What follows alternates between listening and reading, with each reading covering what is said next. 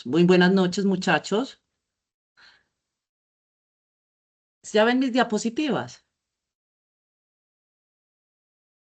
Sí, Sí, profe, profe. ya las vemos. Muy buenas noches. Mi nombre es Mónica Echeverry.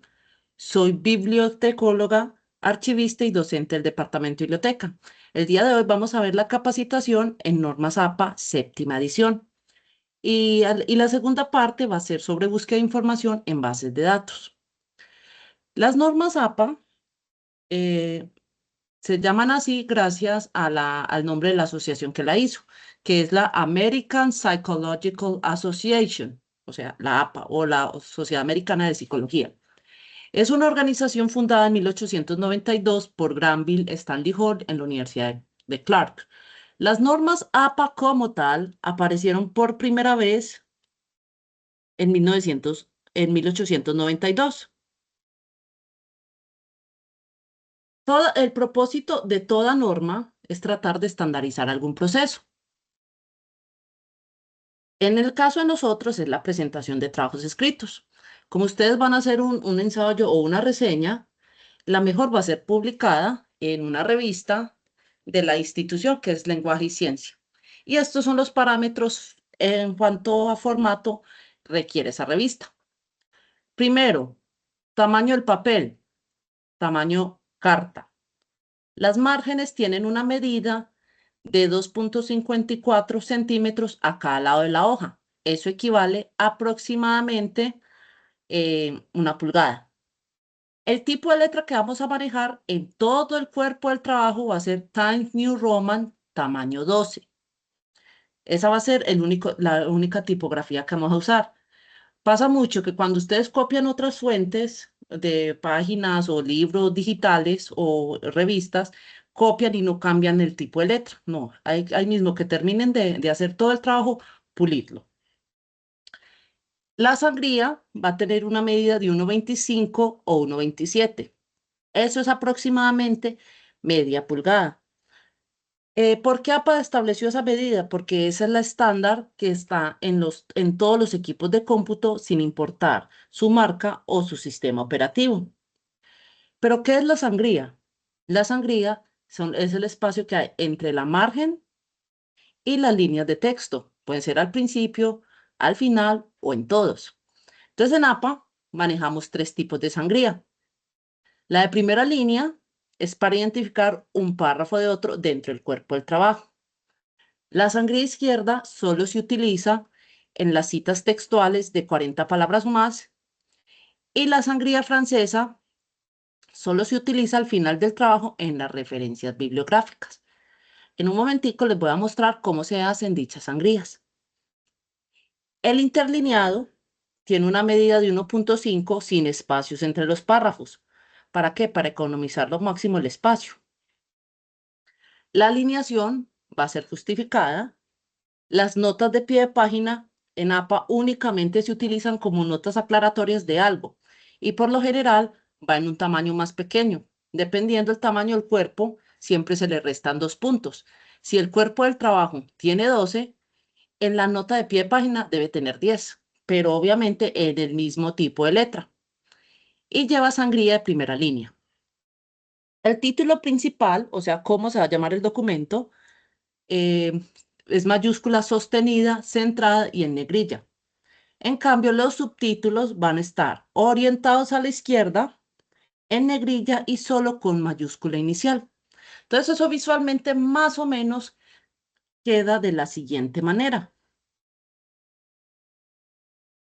Uy, espere.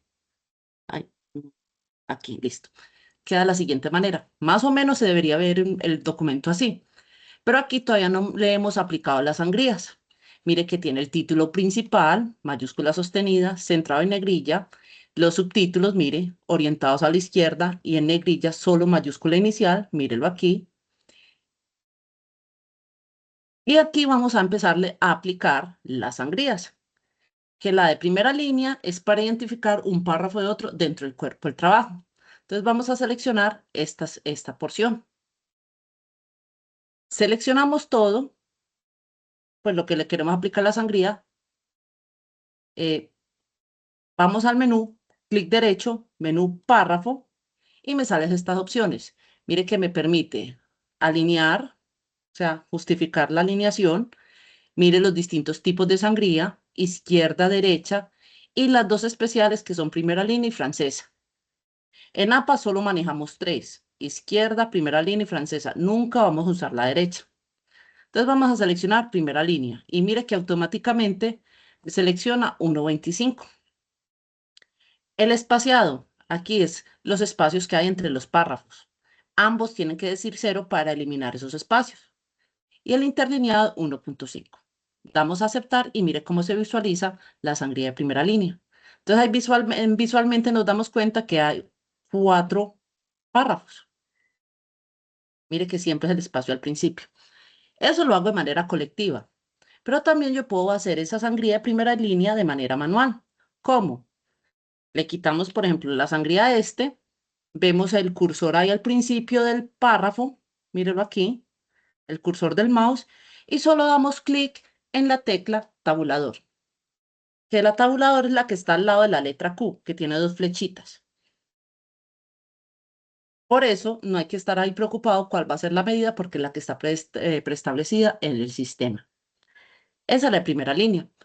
Ya la sangría, la otra es la sangría izquierda, que esa es únicamente para las citas textuales de 40 palabras más. Entonces aquí vamos a coger el segundo párrafo, le quitamos la sangría y lo seleccionamos. Clic derecho, párrafo, y aquí donde dice sangría izquierda, le ponemos la medida de 1.25. Entonces el 1, 2 y le ponemos el 5.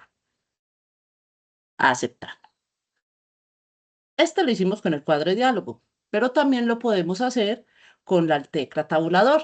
Entonces hacemos con control Z, deshacemos, nos paramos al principio del párrafo, ahí vemos el cursor, pero pasamos ese cursor al segundo renglón.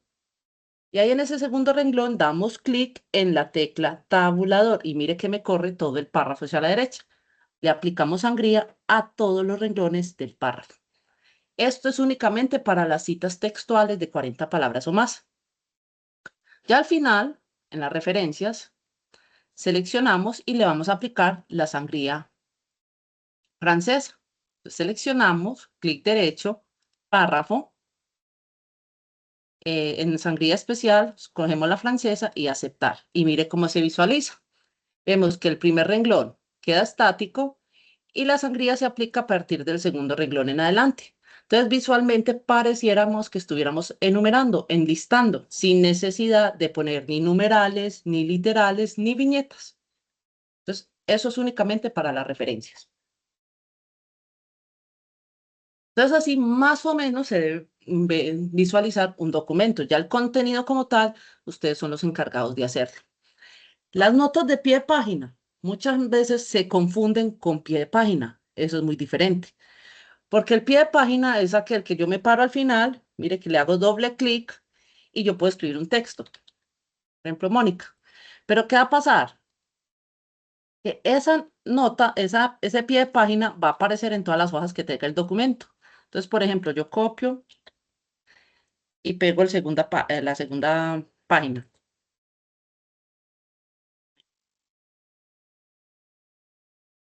Entonces, mire qué va a pasar, que en la segunda página se va a ver esa misma nota. Yo no puedo ver eso. Eso se utiliza como marca de agua para mostrar, por ejemplo, los pies de páginas de las direcciones institucionales o algún mensaje propagandístico que todo el mundo quiera reiterar.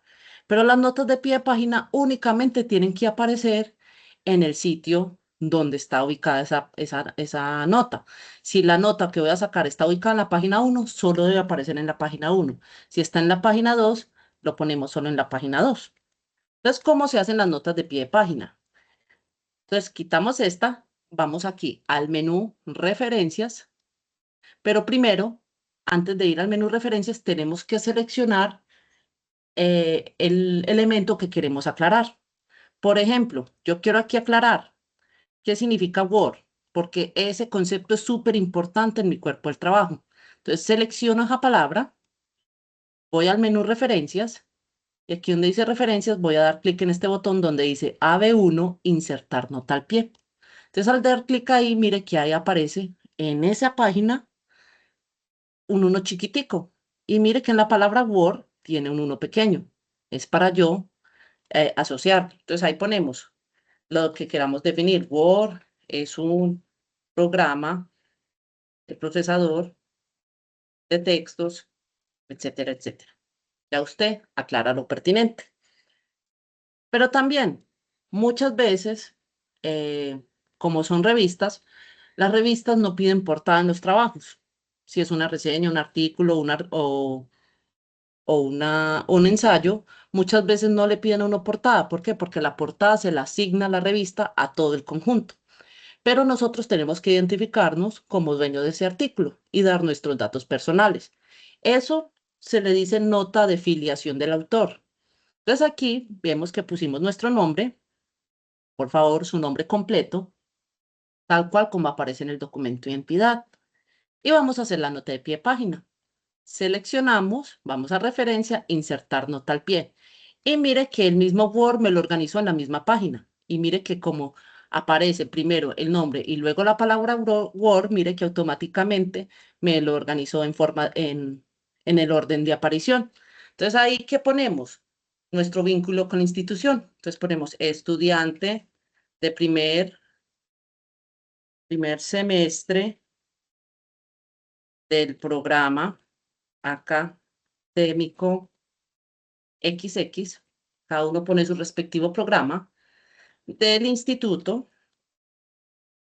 Tecnológico Metropolitano, coma, y la ciudad de la institución, porque hay instituciones de educación superior que tienen sedes en distintas ciudades, como por ejemplo la Universidad Nacional. Vemos que tiene sede de Medellín, sede de Cali, Bogotá, Manizales, etcétera. Punto y nuestro correo. Por favor, pongan el correo institucional, ya que eso lo identifica como miembro activo de la comunidad académica. Entonces ahí ponemos nuestro correo.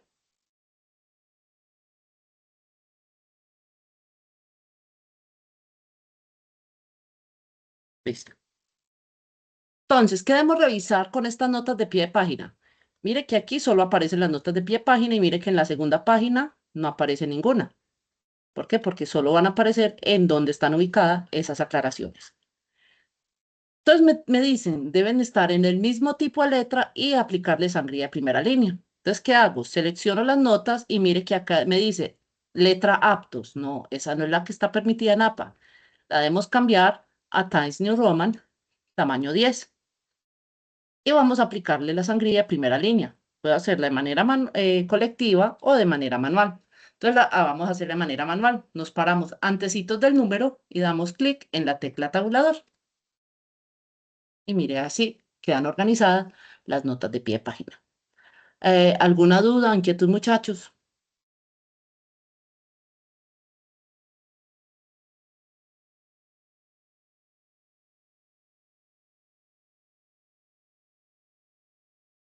Listo. Profe, buenas tardes, ¿cómo está? Una pregunta. ¿Cómo es? Mi nombre es Laura.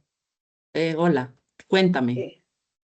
Eh, por ejemplo, usted menciona que debemos hacer un artículo, ¿cierto? Si es algo inédito, si es algo mío, necesariamente no debo poner referencia, ¿cierto? Sí tiene que poner porque usted debe sustentar lo que usted está diciendo. En la academia, aunque usted piense algo, usted tiene que buscar a alguna fuente que lo sustente para darle credibilidad a sus argumentos. O sea, la raíz, pues como el origen de donde me documenté, a pesar de que las conclusiones sean mías. Sí, a pesar de que sean suyas. Perfecto, gracias. Ujú. Listo. Entonces, aquí ya vamos a entrar en materia, lo que es una cita y una referencia. Pero empecemos, ¿qué es una cita? La cita es la forma en que nosotros le damos el reconocimiento a las ideas de un autor que usamos dentro de nuestro texto. ¿Por qué hacemos eso? Uno, para darle fuerza a nuestros argumentos y dos, evitar incurrir en el delito del plagio. ¿Por qué? Porque muchas veces nosotros tomamos la información, porque la oímos y ya creemos que es propia y la pegamos. No, esa información es de otra parte, de otra persona. Entonces debemos mencionar quién lo hizo. Porque si nosotros no lo hacemos, estamos incurriendo en ese delito. Y ese delito tiene sanciones a nivel nacional e internacional. Y su vigencia es muy amplia. Entonces hay que tener cuidado con eso. También APA me dice que yo debo mencionar toda información, citar toda información que yo consulte, tanto publicada como no publicada. La información no publicada es aquella información que solo conoce las partes involucradas y que usted no va a encontrar disponible en ningún sitio, en ninguna plataforma, nada. Entonces, ejemplo de eso, de ese tipo de comunicación no publicada, los correos electrónicos, que esa información solo la van a conocer las dos o tres personas que tienen el correo. Una sesión de clase solo la van a conocer las personas que asistieron a esa clase. ¿Por qué? Porque eso no va a estar disponible para todo el mundo. Solo va a estar disponible para un grupo cerrado. Otra que es muy común, cuando ustedes hacen entrevistas de campo, van y entrevistan a la señora del barrio, al vigilante, al doctor del consultorio del barrio o a cualquier otra entidad. Entonces, eso en APA, esa información que no es publicada, se llama comunicación personal. Entonces, ¿cómo se hace esa cita? Primero, plasmamos la información en nuestro trabajo, o sea, lo escribimos en nuestro Word y al final ponemos estos datos. Aquí vemos. Entre paréntesis, inicial del nombre, punto, apellido de la persona que me da la información, o sea, la profesora que dio la clase, la persona que me mandó el correo o la persona que yo le hice la entrevista, coma, comunicación personal, coma, la fecha exacta, 16 de agosto de 2019. El propósito de hacerlo con esta fecha así completica es para evitar ambigüedades y confusiones con los 11 primeros días del mes. Por ejemplo, yo pongo el 10/01/2022. Eso puede significar dos cosas, 10 de enero de 2022 o el 1 de octubre de 2022. ¿Cuál es? Muchos dicen, no, es que hay que mirar cuál es la institución, cuál es el país. Entonces, eso es muy complicado porque no todos conocemos cómo está organizada las otras partes. E inclusive he ido yo a instituciones, he encontrado que en cada departamento, dependencia, tiene un formato diferente. A mí me pasó que tesorería decía día, mes, año, y en talento humano decía mes, día y año. Entonces, mire que estando en una misma organización pueden haber esas confusiones. También APA me dice el uso de los paréntesis. Los paréntesis solo los voy a usar para los tres elementos de la cita. Para todo lo demás, vamos a usar corchetes. Por lo general, los paréntesis siempre los usamos nosotros como una nota aclaratoria. No, ya vamos a cambiar esos paréntesis por unos corchetes o una nota de pie de página, la que usted crea que sea más conveniente. Las citas textuales o directas deben ser precisas, o sea, tienen que ponerse tal cual como aparezca en la fuente. Si en la fuente que usted está consultando tiene un error ortográfico, debemos dejarle el error ortográfico. El error ortográfico. ¿Por qué? Porque así aparece. Pero muchos dicen, ay, no, profe, es que si yo le dejo el error, la profesora me va a calificar mal o me lo va a tachar. Para eso están las notas de pie de página. Usted escribe la palabra con el error ortográfico, por ejemplo, dice corazón con S. Entonces usted selecciona esa palabra y pone una nota de pie de página diciendo, esta palabra presenta errores ortográficos desde la fuente de consulta. Y ya ahí la profesora no va a decir que fue un simple despiste. Va a decir que así verdaderamente aparece de esa manera en la fuente. Los tipos de cita. Hay dos. La cita directa o la que conocemos nosotros comúnmente con el nombre de cita textual. Es donde yo cojo la información tal cual, o sea, copy y pego. En cambio, la cita indirecta es aquella que conocemos con el nombre de cita parafraseada. Es donde yo cojo la idea del autor y la transformo con mis propias palabras. Eso sí, cuando yo parafraseo, tiene que cambiar la totalidad de la estructura de la oración o del párrafo. Porque uno de los errores más recurrentes que me dicen, no, profe, es que yo parafraseé. Y cuando uno va a mirar, es que cogió un párrafo y le cambió dos o tres palabritas claves por un sinónimo. Nosotros nos damos cuenta. ¿Cómo? Con un software llamado Turnitin, que se va a permitir medir el nivel de exactitud textual. Entonces, la cita textual máximo me permite un 30%, es porque estamos en pregrado. En posgrado, ese nivel de similitud tiene que bajar de un 20 a un 10%, dependiendo si es maestría o doctorado, porque ya en ese posgrado uno es el que está generando nuevo conocimiento. Algo muy importante, muchachos, aunque aparezca resaltado menos de un 30, un 10 o un 5%, usted tiene que citarlo. Porque muchos me dicen, profe, pero si a mí me dicen que puedo tener máximo un 30%, pero no me citan. Entonces, si usted no me cita, pero me aparece textos resaltados, que eso significa que usted tomó textos textuales, fragmentos literales, o sea, tal cual, eso se considera plagio y eso se sanciona. Automáticamente ese trabajo le queda en cero. Esa es la primer, la primera sanción. Y obviamente cuando hay sanciones, esas sanciones se reportan ante el comité disciplinar. Entonces, eso queda en su historia académica. Y uno dice, no, eso no importa, eso sí importa a la larga. Supongamos el caso, si usted en un futuro quiere entrar a trabajar al ITM y hay varios candidatos y usted tiene esa anotación en su hoja de vida, en su expediente académico y los otros que se están presentando no tienen ninguno, van a preferir a ellos que usted. ¿Por qué? Porque usted ya tiene antecedentes de violar la ley.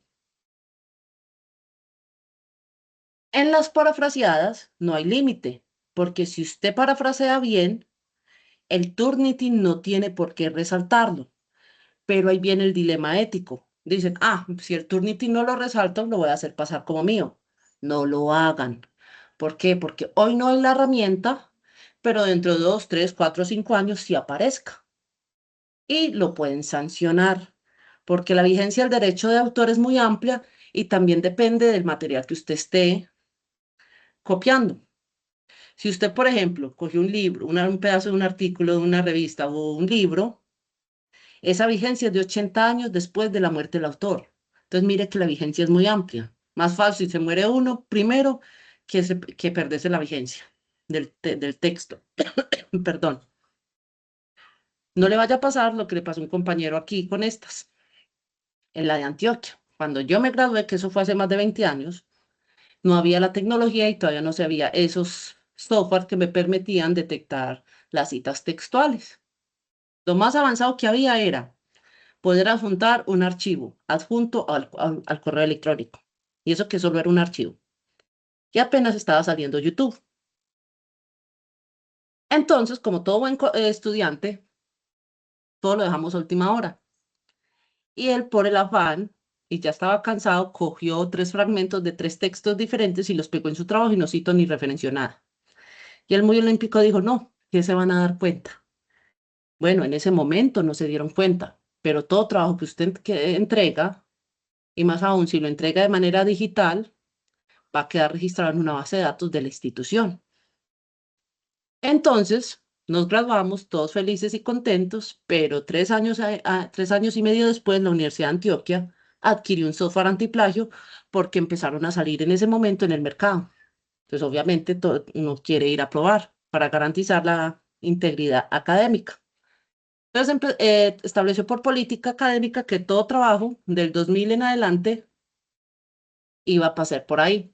Entonces, el muchacho cayó y lo llamaron y le preguntaron, ¿usted por qué hizo eso? Él dijo que él no sabía, pero tenga en cuenta que a uno le cobran de acuerdo al marrano y de acuerdo a cómo responda. De pronto esa excusa se lo hubieran valido a un ingeniero o a un artista, pero no a un bibliotecólogo. ¿Por qué? Porque los bibliotecólogos ven en su pensum académico un semestre de legislación de derecho a autor. Entonces, ¿usted cómo se graduó en esa materia? Entonces, por ende, le cobraron muy duro. Le quitaron el título, le cobraron 5 salarios mínimos y lo vetaron de por vida en la Universidad de Antioquia en esa carrera. O sea, no puede volver a estudiar bibliotecología en la UDA jamás. Y obviamente todo lo que usted hace y todas las ascensiones se van a ir a guardar en su archivo personal, en su expediente académico, y va a quedar ahí para siempre. Entonces, no les vaya a pasar lo mismo, que hoy no haya la herramienta, pero más adelante sí. Y cómo van las cosas con la inteligencia artificial, yo creo que más pronto que tarde. Entonces, ojo con eso, ser lo más éticos posibles. Las citas textuales tienen una marca visual, dependiendo de la extensión, o sea, la cantidad de palabras. Si son hasta 39 palabras, usamos comillas, pero si son 40 palabras o más, usamos la sangría izquierda. En las parafraseadas nos llevan marca visual. Ya los datos importantes de la cita, estos tres. En la cita textual son tres. Primero, apellido o apellidos del autor, porque hay que tener en cuenta cómo aparezca en la fuente. Si en el libro aparece el autor con los dos apellidos, tengo que ponerle los dos apellidos. Muchos me dicen, profe, es que yo voy y busco en internet los ejemplos y todos los ejemplos tienen un autor. Y yo sí, claro, porque la mayoría de los ejemplos en la plataforma de APA o en la página oficial de APA siempre van a tener uno porque sus autores son europeos o americanos y ellos por costumbre, todo documento oficial tiene un nombre y un apellido. Entonces ellos en la licencia de conducción solo aparece un nombre y un apellido. En su, ¿cómo se llama? En su acta de grado, un nombre y un apellido. Entonces, eso es en su ID o en su Social Security, un nombre y un apellido. Mientras que nosotros los latinos somos al contrario. Tenemos todos los nombres completos y los dos apellidos. Hay unos que tienen dos nombres, otros tienen tres, cuatro, cinco, ya eso depende de la inspiración de los padres al bautizarlo a uno.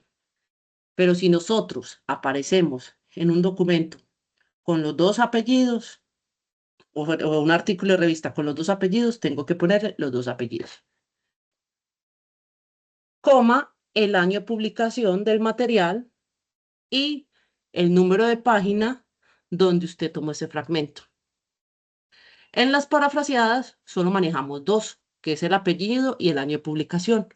La paginación se omite, es opcional porque muchos de los casos los parafraseos pueden ser el producto de un libro entero o de un capítulo entero. Entonces ya quedaría difícil ubicar en qué parte exactamente del texto estaba esa idea. Entonces por eso se omite. Entonces aquí vemos los ejemplos. Vemos este, donde dice, donde hay poder, hay una resistencia al poder. Sabemos que es una cita textual porque tiene comillas. Entonces eso significa que tiene menos de 39 palabras. Y mire que ahí están los tres elementos. Apellido, Foucault, año de publicación 2008, P31, o sea, página 31. Y mire que yo cogí esta misma cita y la parafraseé aquí. ¿Y qué dice? La resistencia aparece cuando se ejerce el poder. Y mire que abajo están los dos elementos, Foucault 2008. A las citas yo también les puedo dar un énfasis basado en el texto o un énfasis basado en el autor. La cita basada en el autor se conoce con el nombre de cita narrativa. Su propósito es resaltar la autoridad de la fuente, o sea, quién lo dijo. ¿Cómo se hace? Mírela aquí. Primero, apellido del autor, acompañado entre paréntesis el año de publicación. Un texto introductorio. Mire, en este caso dice informa qué. Puede ser un texto corto o un texto largo. Eso ya depende de la habilidad discursiva de cada uno. El texto de la cita. Y por último, el número de página. Mire que ahí están los tres elementos. En cambio, la cita basada en el texto se conoce también con el nombre de cita parentética. Su propósito es resaltar la teoría, la información, o sea, lo que se dice. Y todos los datos de la cita van a aparecer al final del texto entre paréntesis. Mírela aquí. El texto de la cita y mire que al final están los tres. Y mire que al comparar una a la otra es la misma cita. ¿Cuál debo usar? Eso depende. Lo que me pida el docente, lo que me pida la revista o lo que me pida la institución. Si ninguno de los tres me pide nada, yo puedo usar cualquiera de las dos. Inclusive las puedo mezclar. Puedo hacer la primera cita narrativa, la segunda parentética, la tercera parentética, la cuarta narrativa Ya eso va a discreción del autor. ¿Dudas, inquietudes?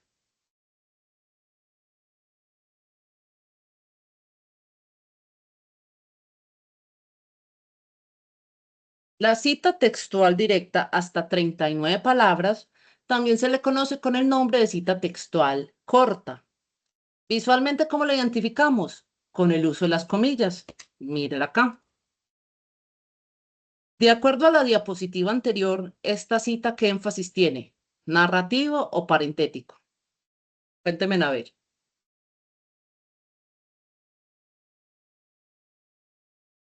¿Alguna idea? Parentético.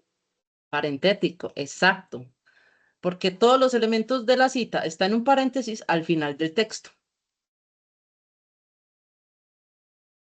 La cita, ya vamos a hablar, la cita textual directa de 40 palabras o más. Esta se despliega en un bloque independiente aplicándole la sangría izquierda. Entonces, ¿aquí dónde empieza la cita? ¿En qué parte?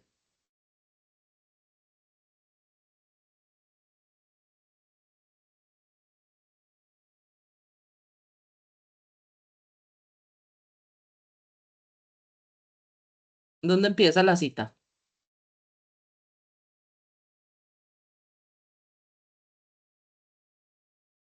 Cuénteme. ¿Alguna idea?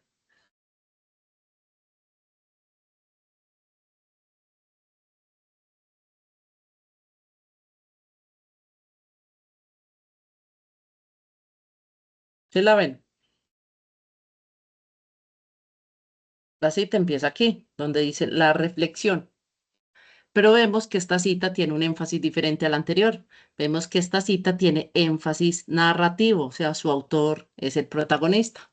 Entonces vemos aquí el autor, mírelo aquí el apellido, el año, mire el texto introductorio, mire que este sí se gastó un buen parlamento, mire que gastó 3 renglones, el texto de la cita y al final el número de página. Las citas textuales largas, APA en ningún momento determina cuán largas pueden ser, pero sí lo determina la academia. Por ejemplo, en el caso de nosotros, ¿cuánto es máximo el nivel de similitud permitido? Máximo un 30% para pregrado. Y también la academia me dice, si una cita textual tiene más de 2 párrafos, no tiene razón de ser. ¿Por qué? Porque ¿qué es lo que usted está aportando en ese trabajo? Porque qué gracia usted la pase, copie, pegue y entregue. El objetivo es usted coger esa información, analizarla e interiorizarla para usted mismo. Entonces, APA me da una herramienta. Mírela aquí. Ay, no encuentro el cursor. Mírela aquí. Que es entre corchetes vemos 3 puntos suspensivos. Eso significa omisión, o sea, yo puedo retirar un fragmento de texto. Ejemplo, encontré un párrafo muy bueno de 10 renglones, pero la información que a mí me interesa está en los 2 primeros renglones y en los 3 últimos. Entonces, ¿yo qué hago? Copio los 2 primeros renglones, pongo este simbolito, que puede ser los 3 puntos entre corchetes o solo los 3 puntos. Cualquiera de las dos formas es válida. Y pondremos en los últimos 3 renglones. Entonces, esa cita ya no va a quedar de 10 renglones, sino de 5. Entonces, así disminuyo el nivel de similitud al momento que lo vaya a pasar por Turnitin. Pero cuidado, muchachos, hay que tener en cuenta que en el sitio donde ponga ese símbolo, tengo que garantizar que al momento en que yo lea el párrafo, no pierda coherencia. Como en este ejemplo, ahí vemos, la reflexión es una forma de procesamiento mental que podemos usar para cumplir un objetivo. Mire que al momento en que yo lo leo, la idea no pierde, el texto no pierde su idea, su coherencia. No se ve que haya un salto abrupto. ¿Qué me hacen muchos? Hay veces muchos me empiezan a mochar el texto con ese simbolito y me le empiezan a poner conectores, como para relacionar una parte del texto con la otra parte. Yo no puedo hacer eso. ¿Por qué? Porque estoy contaminando la cita. APA me permite retirar, más no añadirle yo palabras. Si vamos a hacer eso, ¿sabe qué? Mejor haga una cita parafraseada del todo. Y así queda mucho más tranquilo y mejor elaborado y el Turnitin no lo va a identificar. Y ahí vemos que el nivel de análisis y de abstracción de que usted sí comprendió la idea que leyó, porque uno para poder parafrasear tiene que comprender muy bien la idea. De aquí en adelante vamos a hablar de las posibles eventualidades que se puedan presentar en cualquiera de los tres elementos de la cita. Por ejemplo, la primera, el autor, no siempre va a ser uno. Pueden ser 2, 3, 4, 5, 10, 50, 50, 70. Me dicen, uy, no, profe, tan exagerada. Yo no estoy siendo exagerada. He encontrado artículos científicos en bases de datos bibliográficas con 73 autores. Entonces, usted imagínese uno copiar los 73 autores para una frasecita de 2 renglones. Ahí se le dan 2 páginas.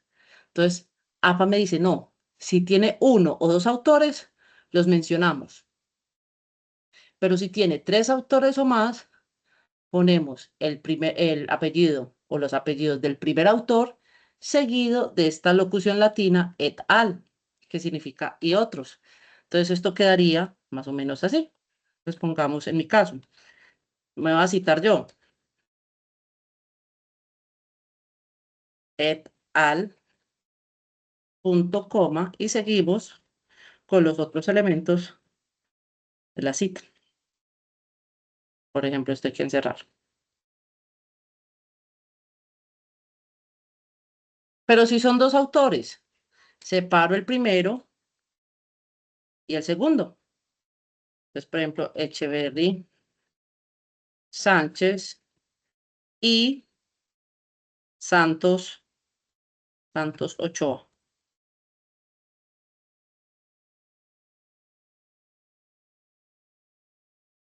No se le olvide el puntico. Eso es muy importante. ¿Dudas, inquietudes, muchachos, con esto?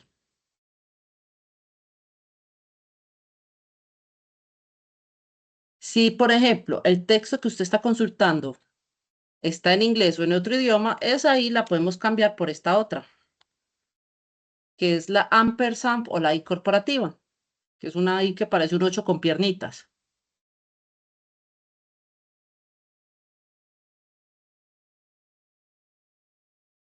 Documento sin autor. Yo no puedo poner anónimo.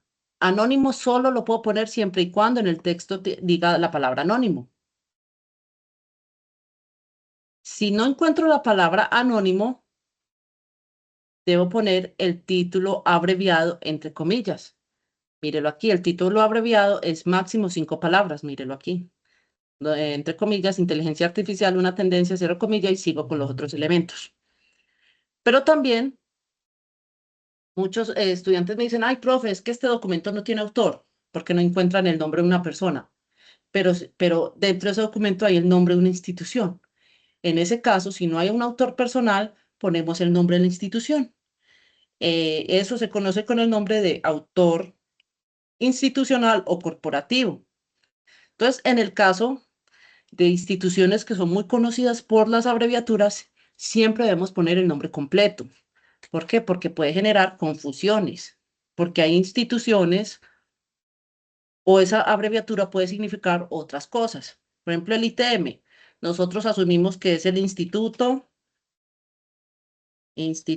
Tecnológico Metropolitano,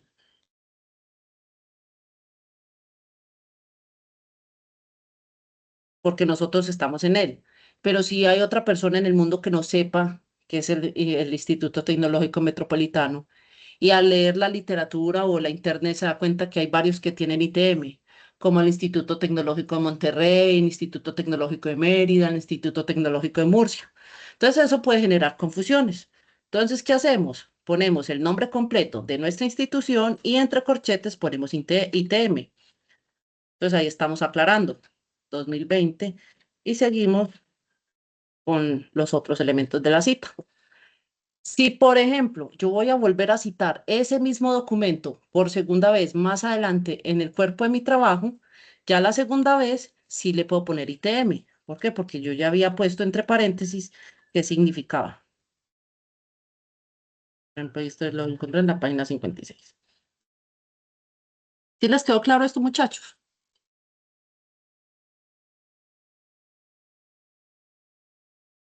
Documento sin fecha. Ponemos la abreviatura S.F.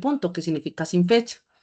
Pero hay que tener en cuenta que los únicos documentos que yo voy a permitir que tengan sin fecha son los documentos que son procedientes de páginas web, ¿Por qué? Porque las páginas web muchas veces uno entra a ellas y uno no ve ni la fecha de creación, ni la fecha de actualización, ni la fecha de modificación. Entonces, ahí en ese caso, sí podemos poner sin fecha. Pero ya como ustedes van a consultar otras fuentes confiables, que son bases de datos bibliográficas, la información que está en ese sitio va a ser información confiable. ¿Por qué? Porque esa información ha sido revisada por pares académicos, que son investigadores, docentes y científicos de las distintas áreas del conocimiento, que revisan que la información allí contenida cumpla con los criterios temáticos, el método científico y con la línea editorial. Entonces, usted en una base de datos nunca va a tener la preocupación de dudar de que eso sea una noticia falsa o información falsa. Todo eso es corroborado. Por eso existen y por eso se aplican mucho en el mundo académico, porque necesitamos que sea verificable. Documentos sin paginación. No todos los documentos manejan página. Por ejemplo, las páginas web. Usted no sabe dónde inicia y dónde termina una página. En ese caso contamos, son los párrafos. Mire aquí, ponemos la abreviatura PAR. Párrafo 5, párrafo 6, párrafo 7. Pero sucede que hay veces la página web es muy larga y uno hay veces va adelantando, adelantando y uno le da un clic por equivocación y se devuelve. Entonces, volver a contar. No, entonces APA me da la opción de buscar cuál es el título o el subtítulo más cercano, ponerlo, mire aquí, sección de comentarios, coma, y a partir de ese título empezar a contar los párrafos. Pero ya el formato, por ejemplo, de documentos audiovisuales, como lo son películas, documentales, videos, podcasts, música, grabaciones, audios, etcétera, esos manejan otro tipo de formato, que son el formato cronológico, o sea, hora, minuto y segundo. Entonces ahí debemos poner ese formato. Entonces, yo voy a, por ejemplo, a citar esta frase que la vimos en una película, que yo la vi en una película. Hasta la vista, baby. Entonces debemos decir quién lo hizo. Entonces, por ejemplo, en las películas, en los documentales y en los videos, el autor es el director, o sea, el que dirige la obra. ¿Por qué? Porque él es el encargado de la totalidad. Porque el director es el que pelea con el productor para que suelte el billete. El director es el que contrata a los actores, a las actrices, a los maquillistas, a todo el mundo. Entonces, ese va a ser el autor en esas obras. Por ejemplo, entonces, en este caso, como es la película Terminator 2, el autor es James Cameron. Entonces, vamos a poner Cameron, coma, el año de publicación de la película, 1991, coma, y el momento exacto donde suena la información, donde él va a decir esa frase. Entonces, la frase va a sonar en la hora 1, minuto 40, segundo 23. ¿Qué pasó? Que en las versiones anteriores del APA, esto manejaba un formato tiempo, pues le ponían las abreviaturas. Pero ¿qué pasaba? Que cada institución le daba por abreviar como quería. Entonces, esto era legalmente de esta forma, una hora, 40, ay, ay, 40M, 23S. Así era. Entonces cogieron esto como excusa, muchas instituciones, estas abreviaturas, para modificarlas de acuerdo a sus criterios con el propósito de rechazar documentos externos. Por ejemplo, abrían una convocatoria para usted entregar proyectos, entonces ellos preferían que trajera mejor los proyectos internos y rechazar los externos, pero tenían que buscar una forma de rechazarlos. Entonces muchos usaban esas abreviaturas para hacerles el feo. A mí me pasó, por ejemplo, con este. Yo entregué el trabajo con este formato, así. Aquí en el ITM. Y en el ITM me dijeron, no, está súper bien. Bueno, wow. Entonces uno está convencido de que si en el ITM me dijeron que estaba bien, yo lo voy a presentar a otra universidad y me van a decir lo mismo. O me van a corregir otra cosa que el ITM no tuvo en cuenta. Pero cuando lo entregué a la Universidad de Antioquia me dijo, no, es que usted citó y referenció mal. Y yo, pero si en el ITM me dijeron que estaba bien. No, es que nosotros aquí no usamos H, sino HR. Inténtelo nuevamente el próximo año. Entonces volvimos, entonces uno sale furioso. Me fui, esperé hasta el próximo año, volví a entregar el trabajo a la Universidad de Antioquia con esas correcciones. Y para mi sorpresa me volvieron a decir, ah, no, se lo rechazamos. Y yo, pero ¿por qué si yo lo corregí con lo que me dijeron el año pasado? No, es que el comité se reunió hace un mes y dijo que lo hiciéramos de esta manera. Entonces imagínese a uno que le rechacen el trabajo por una letra. Y eso puede pasar. Entonces, por esa razón, APA recibió muchas quejas de todo el mundo y dijo, no, quitemos todas estas abreviaturas y vamos a conservar.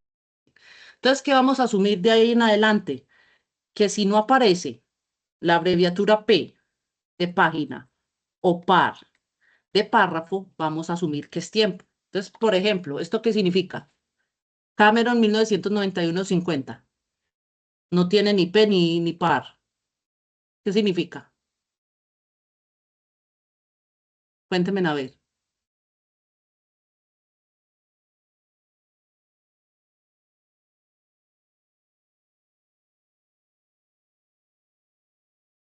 Así a simple vista sería 50 segundos, pero si fueran minutos, sería así.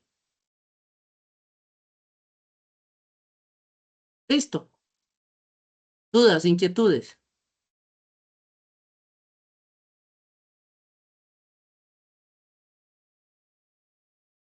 Y aquí vamos a hablar sobre la cita indirecta o el parafraseo. Tomamos una cita textual corta y la parafraseamos con los dos énfasis, con el énfasis parentético y con el énfasis narrativo, para que vea cómo se hace. Y no se nos olvide estos dos elementos.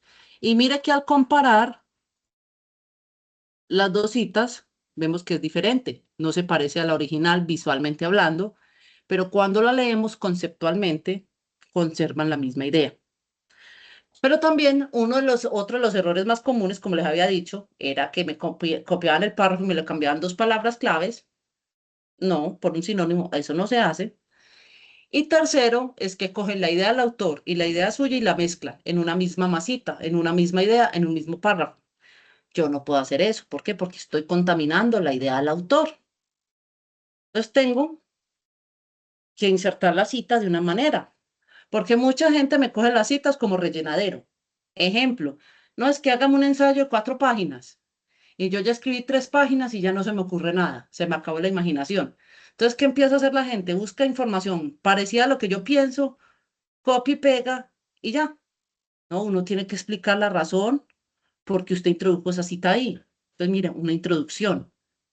Luego insertamos la cita y al final damos nuestro aporte, nuestro análisis, nuestra conclusión, nuestra opinión, o sea, lo que queremos comentar al respecto de. Obviamente, esto aquí es a modo de didáctico para que comprendan los elementos, pero todo el trabajo debe estar en un mismo color. O sea, el color para presentar el trabajo va a ser color negro. ¿Y por qué es el negro? Porque el negro es uno de los colores que todo el mundo ve igual, independientemente si usted es hombre, mujer o daltónico. Y también el negro es por cuestión de conservación. Si usted, por ejemplo, imprime un archivo en color negro y lo va a guardar por muchos años, su degradación es mucho más lenta.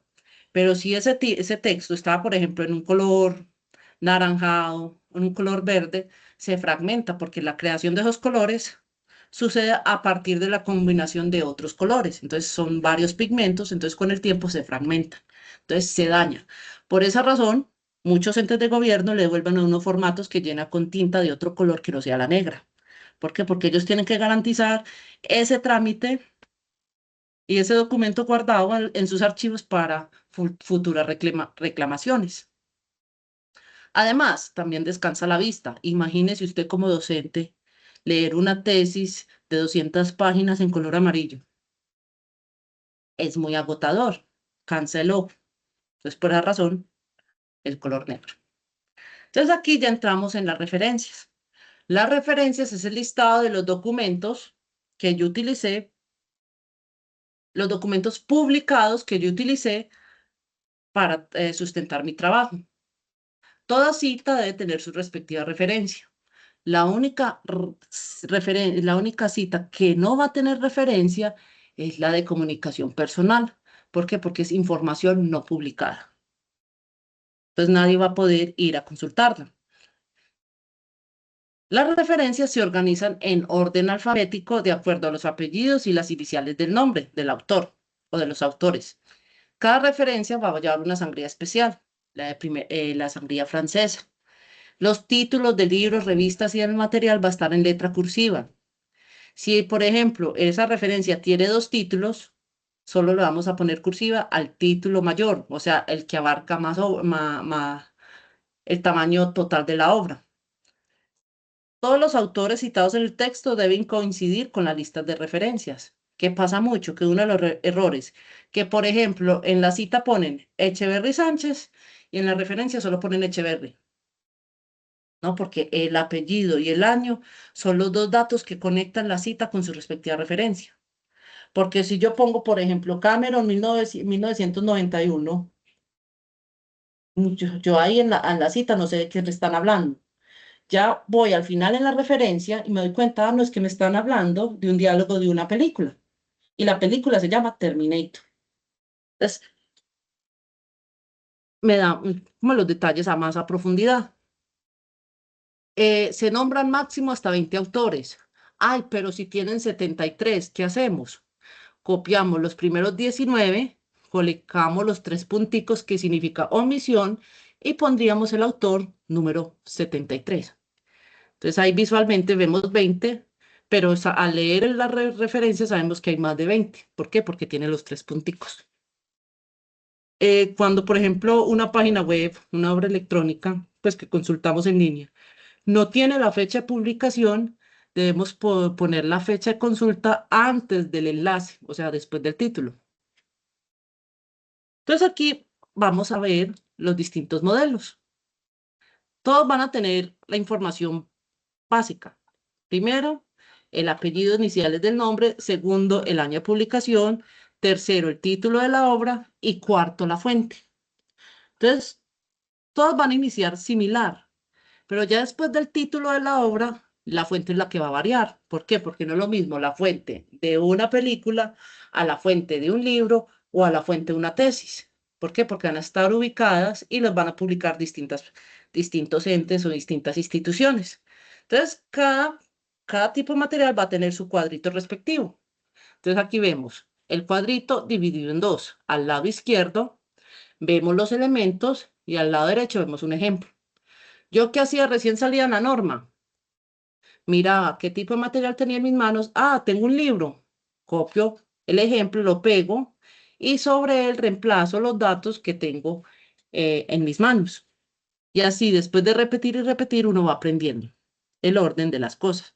Entonces aquí vemos libro con autor, libro con editor, capítulo del libro, versión electrónica de un libro impreso, artículo de revista.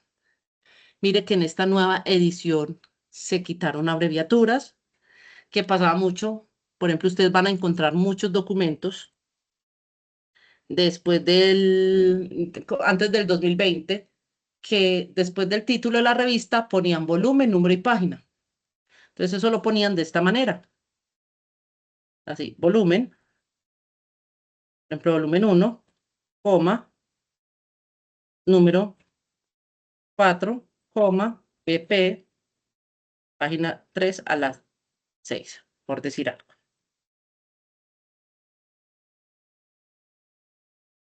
Entonces, mire, apellidos e iniciales del nombre. Aquí vemos que son dos autores. Año de publicación, título del artículo, punto, título de la revista. Mire que hay dos títulos. Entonces yo solo puedo poner cursiva una, que es la obra general, o sea, la más grande. Coma, volumen, número y página. En la sexta edición, el volumen se ponía de esta manera. Todo esto así, con abreviaturas. Pero ¿qué pasaba? Cada institución abreviaba como quería.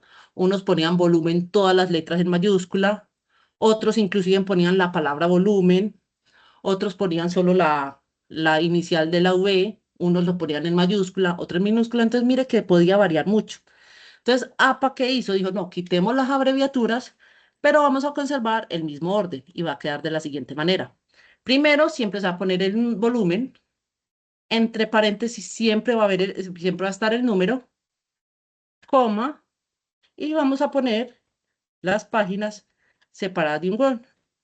Mire, sin abreviaturas. Entonces, así quedaría en la nueva versión. Entonces, de acuerdo a esta explicación, ¿este ejemplo tiene volumen o no tiene volumen?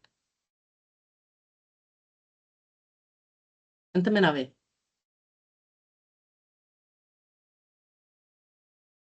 Pero día uno, No. eso no tiene volumen. Mire que solo está el 24 entre paréntesis. Eso significa que solo tiene número. Mire el ejemplo de abajo. Vemos que tiene volumen, mire, volumen 20, el número 5, página 651 a la 664. Entonces, ese fue el cambio que tuvo eh, esta nueva edición. Se quitaron abreviaturas. Las patentes, mire, el autor es el propietario o el inventor de la patente. Aquí vemos los periódicos, los artículos de periódico con autor y sin autor. Eso sí, hay que poner la fecha exacta, porque pasa mucho que uno pone 2010 en un periódico y uno no sabe cuál de los 365 días es. Entonces uno tiene que poner la fecha exacta.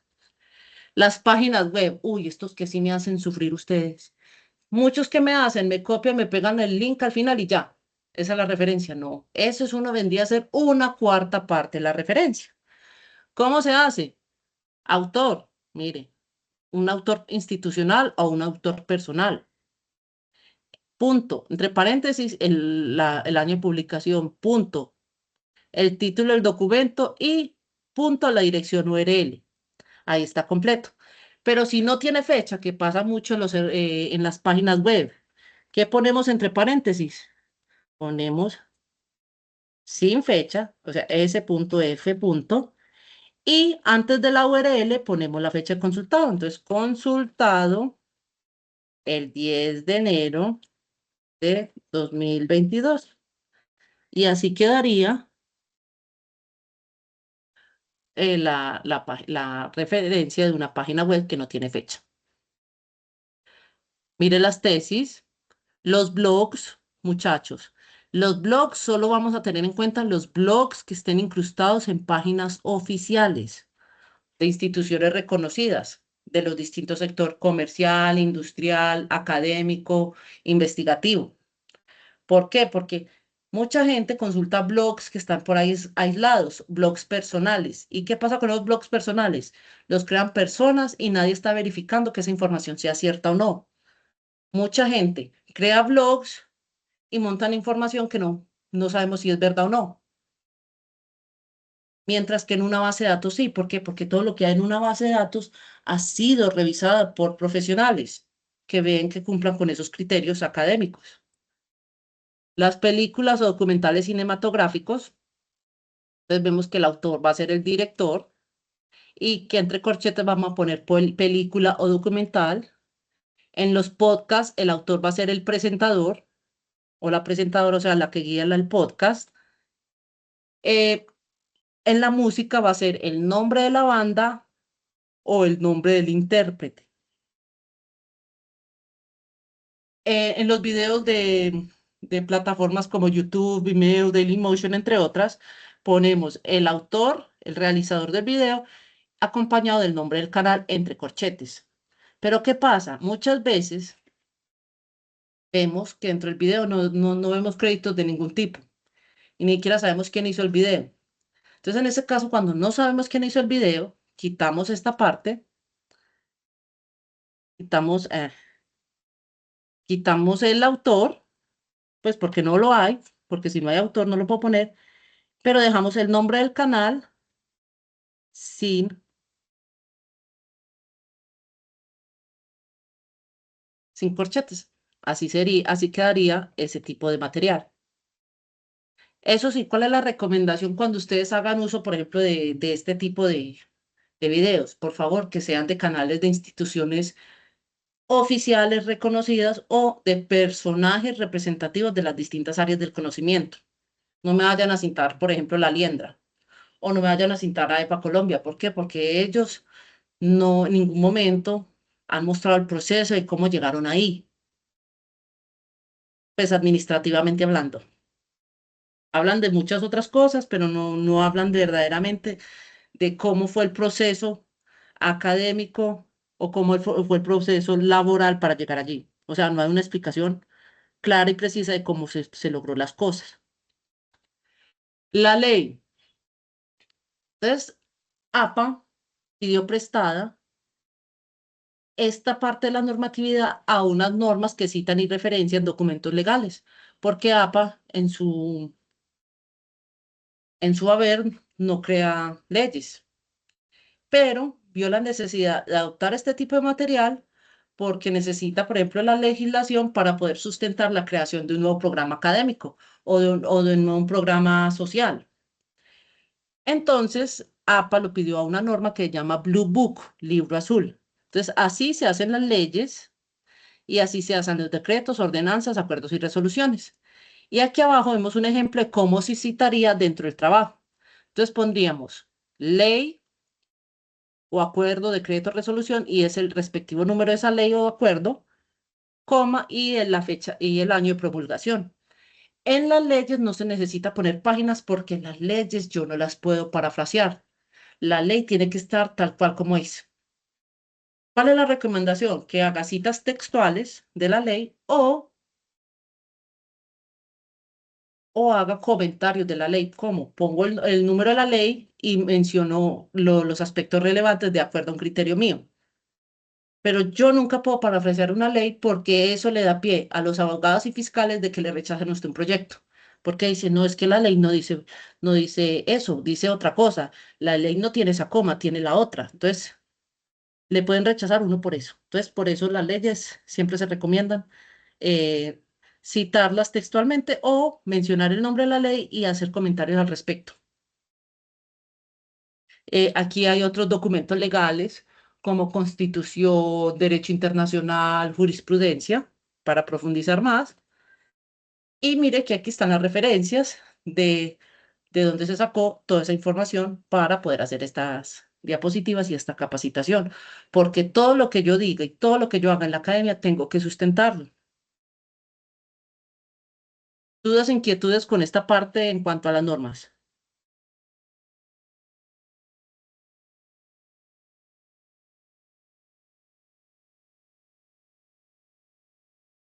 Cuénteme.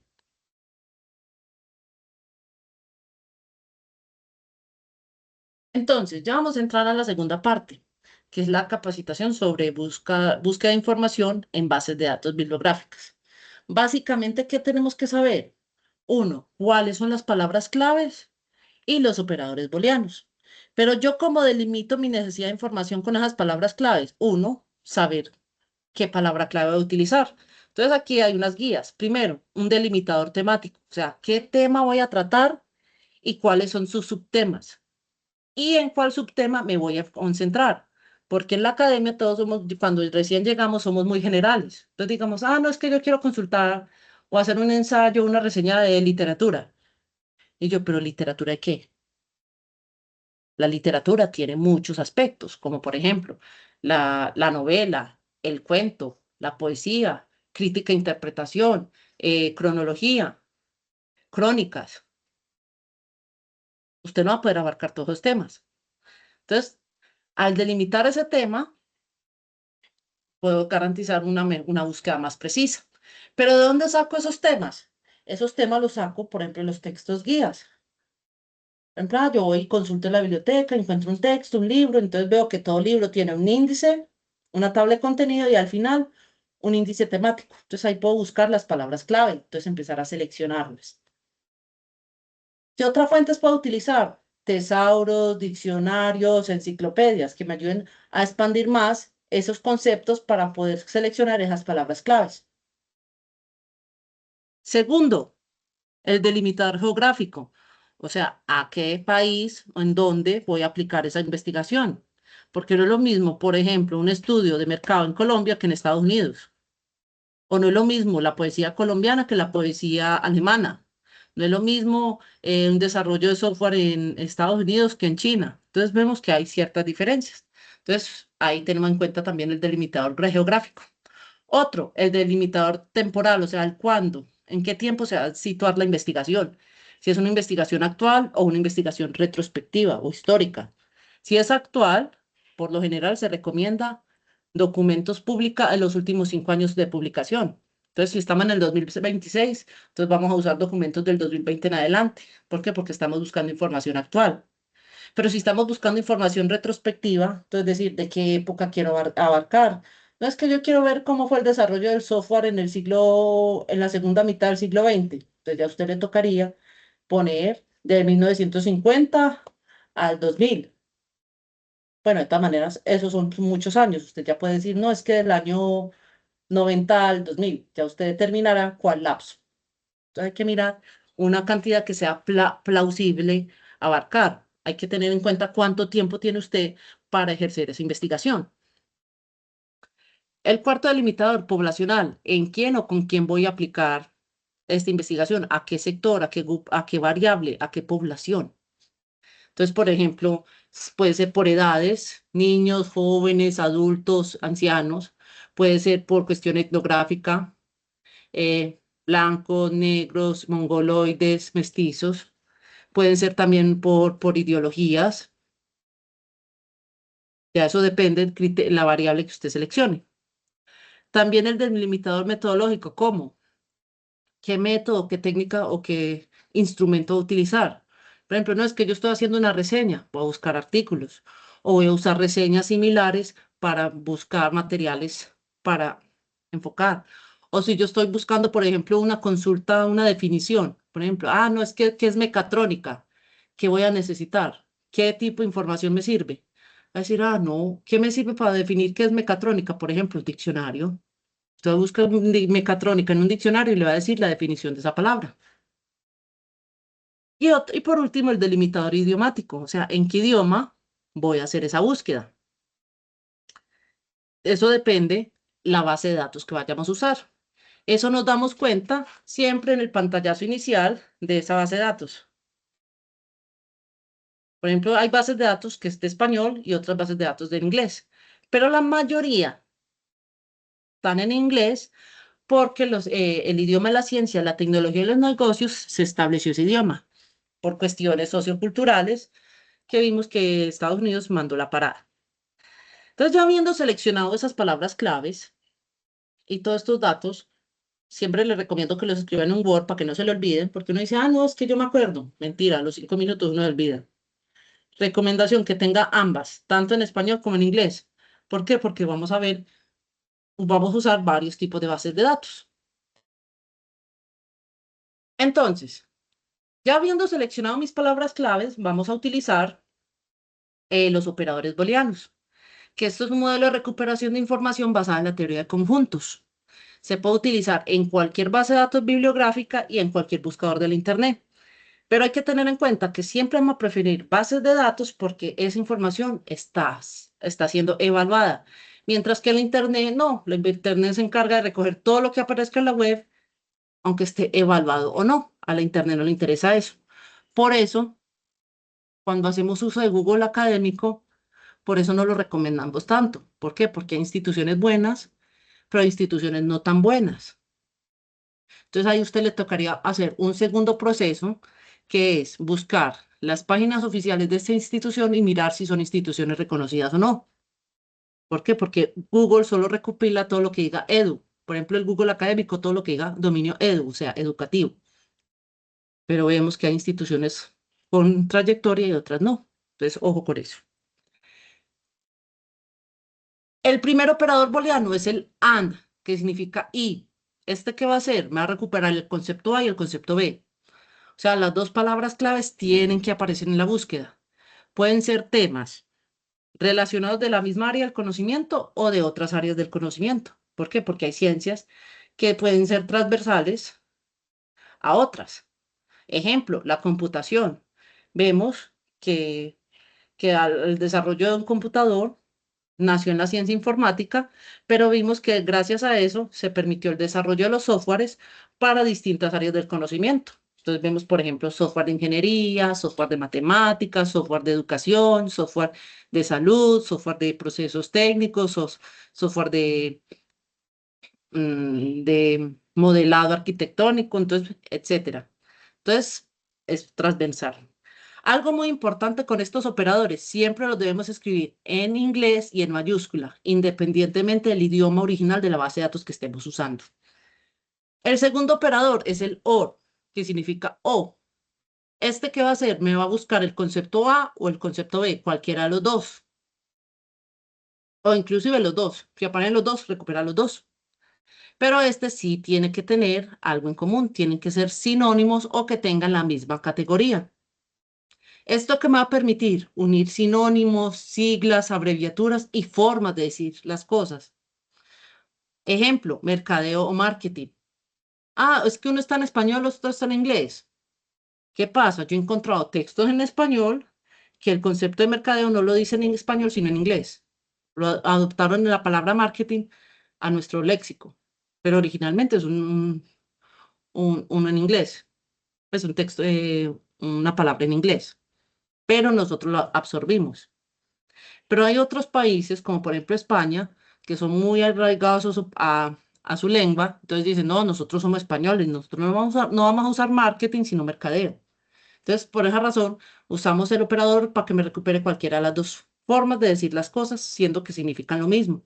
Entonces, ejemplo de más posibles conceptos, por ejemplo, el computador, ordenador o PC, o el celular, vemos que decimos celular o móvil. Entonces, algo muy importante con este operador OR, si voy, por ejemplo, a usar otro operador que no sea él, a este OR siempre lo voy a encerrar entre paréntesis para que no afecte a las otras palabras claves. Por ejemplo, OR, y lo quiero enfocar, por ejemplo, yo quiero saber el mercadeo del marketing en Colombia, entonces, en Colombia. Entonces, mire que ahí lo encerré entre paréntesis, pero solo al OR. Y por último, el NOT, que me permite excluir un concepto de la búsqueda. Ese que va a permitir que me va a recuperar el concepto A, pero el B me lo va a rechazar. Es que este tema me interesa, pero este no. Entonces, lo que diga el no en not en adelante me lo va a ignorar, no lo va a tener en cuenta. Este siempre lo debemos poner al final para que no me empiece a negar todo. Entonces, aquí también hay otros operadores, que son los operadores de truncamiento, que estos me permiten son símbolos que me permiten ampliar o simplificar la búsqueda. Hay muchos, pero los más usados son las comillas y el asterisco. Las comillas que hacen me buscan la frase exacta. Se utiliza mucho para esos conceptos que tienen más de dos términos o para buscar un título. Ejemplo, inteligencia artificial. No es lo mismo inteligencia artificial como concepto que inteligencia y artificial como dos palabras aparte, como dos conceptos. Entonces, si yo no le pongo las comillas, la base de datos me lo va a buscar junto o aparte en un mismo documento. Pero si le pongo las comillas, estrictamente me lo va a buscar en ese orden y que estén junticas. Y el asterisco me permite ampliar la búsqueda. Lo puedo poner al final o al principio de una raíz de una palabra. Por ejemplo, aquí vemos la raíz hack y le ponemos asterisco. Entonces va a recuperar todo lo que empiece por hack. Hacker, hacking, hackeado, hacks, etcétera. O al contrario, puedo poner al principio el asterisco y al final una terminación. Ejemplo, asterisco e itis. Entonces va a recuperar todo lo que termine en itis. Entonces, gastritis, sinusitis, cistitis, otitis, etcétera. Entonces, mire que me amplió el espectro. Pero todas estas palabras claves, operadores booleanos y operadores de truncamiento, todo eso en su conjunto se conoce como ecuación de búsqueda, que eso es cuando a usted le van a preguntar en trabajo de grado, esa es la pregunta acorchadora. Fulanito, ¿cuál fue la ecuación de búsqueda que usted utilizó para sustentar su tesis? todos quedan ahí mirándolo a uno. Muchos llegan a esos documentos de milagro. O pusieron una palabra clave. Google fue bueno fue bueno y misericordioso y le dio un buen artículo, entonces usted estuvo de buenas. Pero como estamos en la academia, nosotros tenemos que garantizar que nuestros resultados sean reproducibles, porque uno de los principios de la ciencia es que se pueda uno experimentar y reproducir los mismos hallazgos que encontraron los otros. Entonces aquí vemos varias ecuaciones, ejemplos de varias ecuaciones de búsqueda. Mire esta segunda. Me quitaré este, aquí le puse Y. Mira esta segunda. Esta segunda tiene los tres operadores, el AND, el OR y el NOT. Mire que yo estoy haciendo una consulta sobre el tema de recurso humano, pero veo que el recurso humano, al revisar la literatura, los diccionarios, los textos guías, encontré que también le puedo decir talento humano. Son sinónimos. Entonces, mire, como son sinónimos, hago uso del operador OR. Y como son sinónimos, siempre los debo encerrar entre paréntesis. Y mire, como que son conceptos que tienen dos palabras, le tengo que poner comillas. ¿Qué más quiero saber? Quiero enfocar ese concepto de talento humano a un tema más específico. En este caso sería contratación. Entonces uso el operador AND. Pues, y contratación. Porque yo pude haber puesto salud ocupacional o capacitación, etcétera. ¿Qué más quiero? Mira, aquí lo quiero enfocar a un país. Entonces, AND Colombia. ¿Qué no quiero? Mire, NOT, prestación por servicios. Entonces, cuando yo copio esa ecuación y la pego en el cuadrito de búsqueda en la base de datos, esta me va a generar unos resultados. ¿Cómo sé que la búsqueda fue buena o mala? Leyendo los resultados. Por lo general, uno lee los 10 primeros.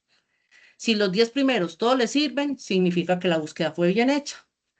Pero si usted revisa los 10 primeros y solo le sirve uno o ninguno, la ecuación tiene algunas imprecisiones, le faltan más palabras claves o más posibles sinónimos, o tengo que cambiarle un operador booleano por otro, o usar un filtro, etcétera.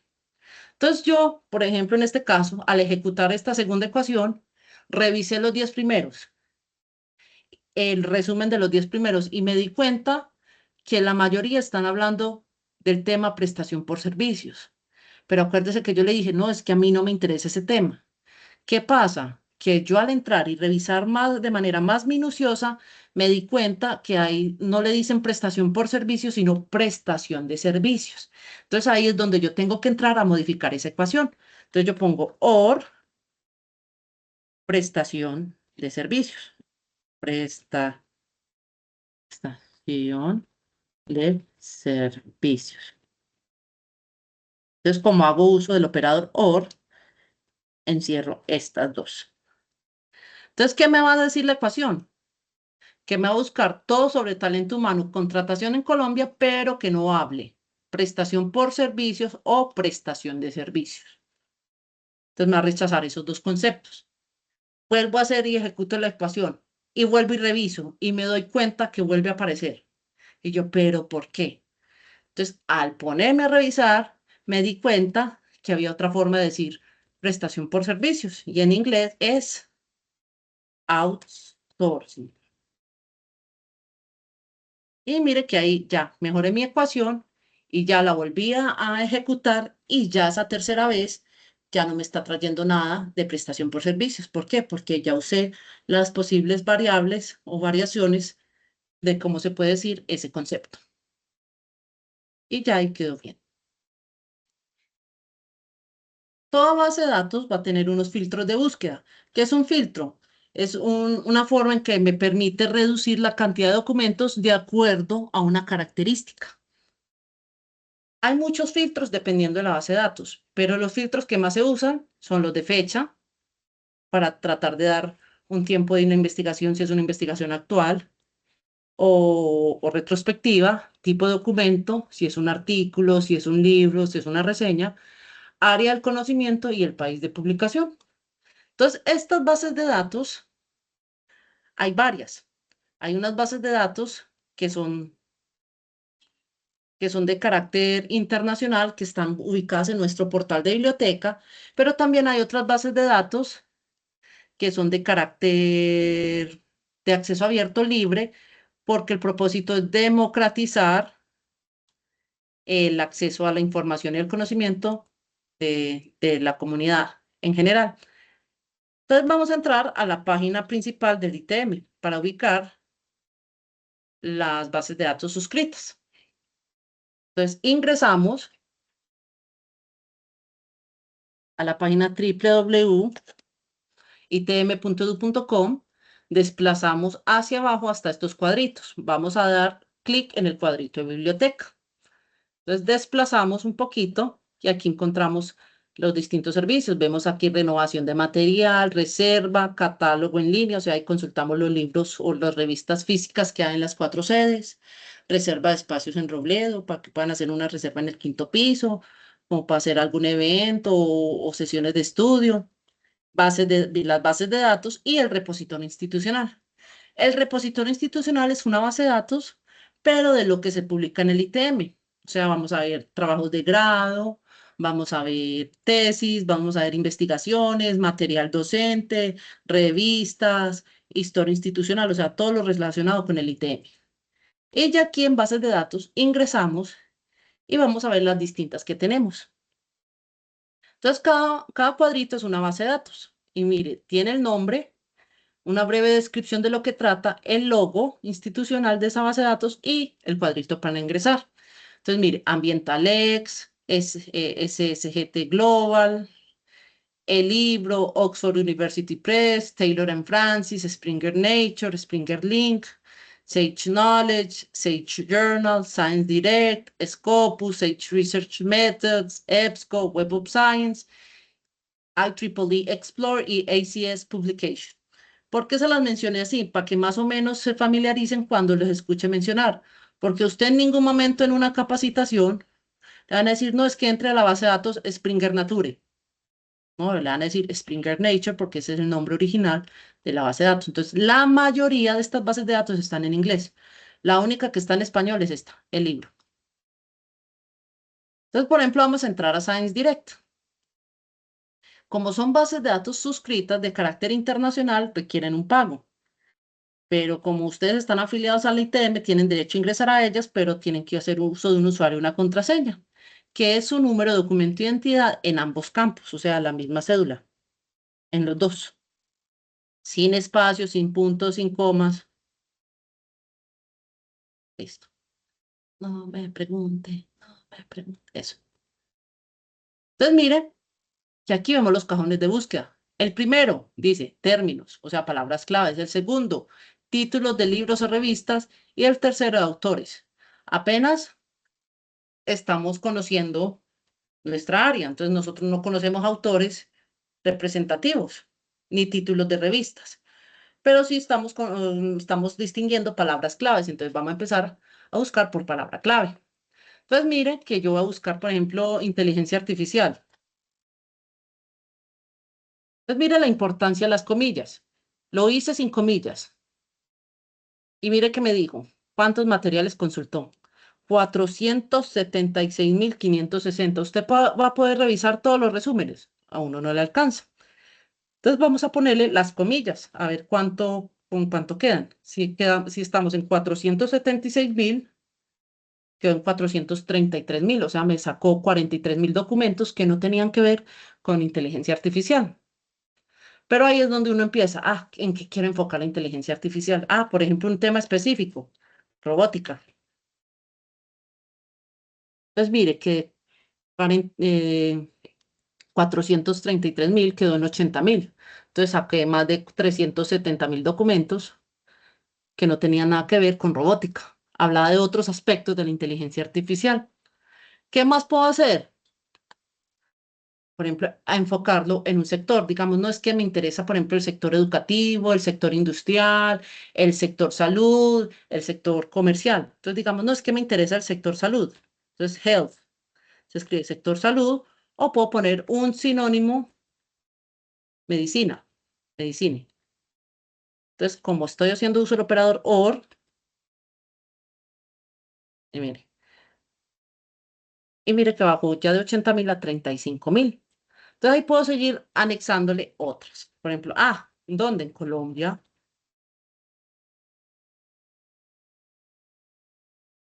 Entonces ahí como nos damos cuenta, empezamos a leer los títulos a ver si cumple con mis expectativas. Entonces mire que aquí, por ejemplo, habla de crop, o sea,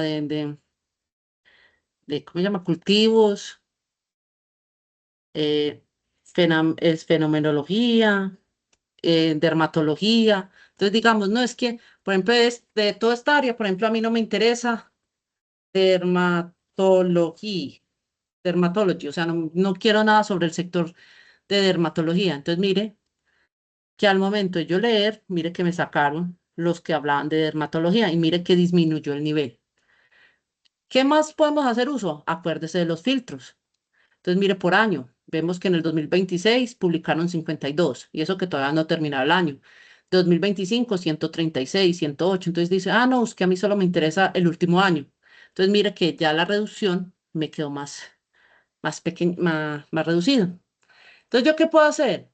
Inclusive yo puedo coger esta ecuación, copiarla y pegarla en otra base de datos. Digamos, no es que me interesa, por ejemplo, una base de datos libre, como por ejemplo Dialnet, que yo puedo buscar aquí. Eso depende su énfasis. Y mire que aquí solo me puso 3. ¿Por qué me permite buscar en inglés? Porque pasa mucho que la mayoría de los documentos académicos y científicos, el título, las palabras claves y el resumen va a estar en el idioma original y en el inglés. ¿Para qué? Para que cualquier persona en el mundo lo pueda recuperar aún. Pero en esta base de datos usted también puede hacer la búsqueda solo en español. Entonces, digamos que quiero ver más registros, entonces quitamos, por ejemplo, Colombia, a ver cuánto me sale. Entonces me salen 65. Pero no quería dermatología, no dermatology. Mm, Entonces estos no hablan de dermatología. ¿Pero por qué muestran más? Porque como yo le quité el limitador de país, o vamos a poner, por ejemplo, si yo quiero que sí hable de dermatología, por decir algo. Vemos que no hay información de dermatología tampoco. Eso me permite jugar con esa información, analizar, procesar. Pero este filtro no tiene mucho. Mire que este filtro solo es por tipo de material. ¿Por qué? Porque es una base de datos libre. También hay otra base de datos muy buena libre, esta, Redalic. Es esto.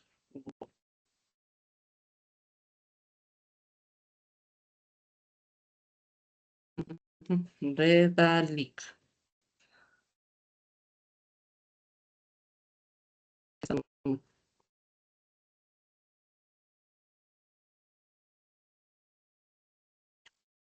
Y aquí copiamos la ecuación.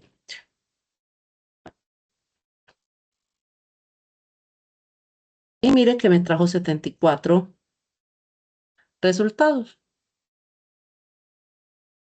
Entonces ahí podemos mirar si cumple con mis expectativas. No, leyendo el resumen, mire que yo aquí puedo filtrar por años, por idioma, mire que el español en inglés, por disciplina y por país. Entonces a mí me interesa solo Colombia. Ya.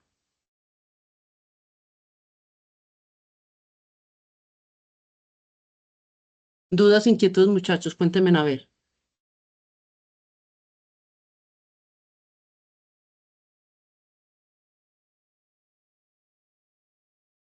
¿Todo quedó claro? ¿Alguna inquietud? Yo aquí en el chat compartí mi correo por si tienen alguna duda.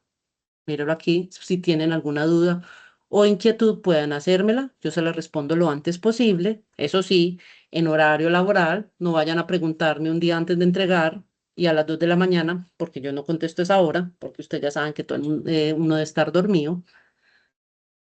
Eh, ¿Quedó muy claro? ¿Alguna sugerencia, alguna aclaración?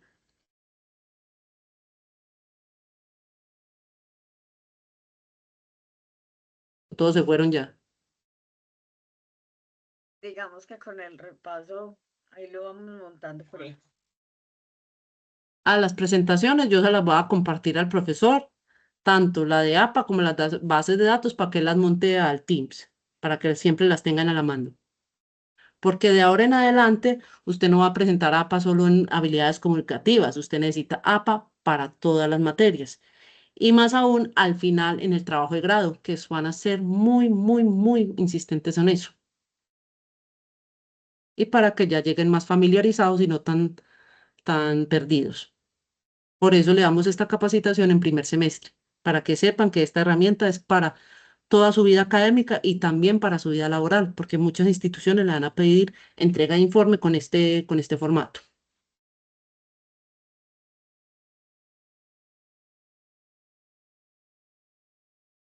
Bueno, no habiendo más, muchísimas gracias por la atención y si tienen alguna queja, reclamo, felicitación, sugerencia, no duden en escribirme. Listo. Muchísimas gracias. Profe Mónica, muy, muy amable. Muchísimas gracias por su tiempo con nosotros, con los estudiantes. Entonces, los estudiantes quedan con su correo electrónico por si alguna duda y quedo al pendiente para compartir las diapositivas a los muchachos por la plataforma. Le agradezco muchísimo ese tiempo para con los estudiantes, profesora Mónica. Listo, con mucho gusto y estamos aquí para ayudarnos. Muchísimas gracias. Bueno, profe, que esté muy bien. Feliz noche. Feliz noche. Estudiantes, feliz noche, que estén muy bien. Recuerden entonces que según el cronograma, nuestro próximo encuentro es el jueves dentro de 15 días, es decir, este jueves que viene no, al próximo jueves tenemos encuentro sincrónico. Para todos ustedes una feliz noche y nos vemos en la próxima clase. Que estén muy bien. Chao, hasta luego. Ahí veo una manito. Hasta luego, chao. Hasta luego. Es que tenía una duda con el profe, ya que él puso el organizador gráfico, pero él dijo que era la entrega en base al compromiso académico, pero en el compromiso dice que hasta el 1 de este mes y él apenas puso la tarea esta semana. Entonces quería saber